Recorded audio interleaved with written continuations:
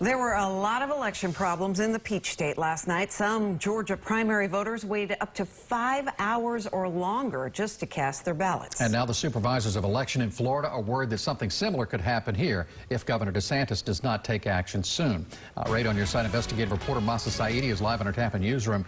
Mahsa, we have an August primary, a presidential elections coming up soon thereafter. The clock is ticking. That is right, Keith. And election supervisors have been clear they are concerned about in-person voting.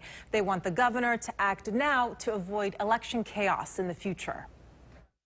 Primary day was a mess in Georgia. So we're going on that 4-hour mark. The new voting machines malfunctioned. There was a shortage of experienced poll workers. At nightfall, some were still waiting to cast their ballot. Tonight, concerned these long lines are a sign of what's to come. I'll be out here waiting, and this is definitely a test that for me to be better prepared in November. What do you need to have successful in-person voting that you don't have yet? One of the things is certainly to be able to consolidate polling sites. Craig Latimer runs elections in Hillsborough County. He's also the president of Florida's Supervisors of Elections. Last month, Latimer sent Governor Ron DeSantis this letter imploring him to take action now to protect upcoming elections during the pandemic. The governor has not taken any action on our request. We've got polling sites in Hillsborough County. We can't get a hold of them. In Hillsborough County on March 17th, we had 346 poll workers just didn't show up.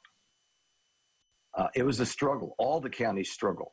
Across the state, supervisors of elections are concerned about a lack of poll workers, polling sites, and also time to properly train staff. In April, election supervisors asked Governor DeSantis to allow them to extend early voting and add or consolidate polling places.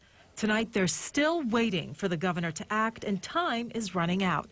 The November election is at stake. It puts all the supervisors in a real tough position because we're having to plan for several different scenarios right now.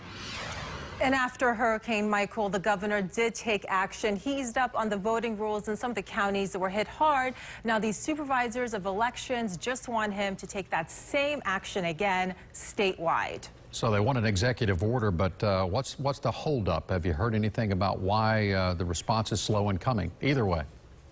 So about an hour ago, the governor's office did release a statement. They say that the governor is speaking with the Secretary of State about these recommendations, and they'll keep us up to date on any developments. Well, after seeing what happened in Georgia, you have to think, ooh, this is something that needs to be taken care of quickly. Either way, thank you, Mahsa Saeidi, live in our Tampa newsroom.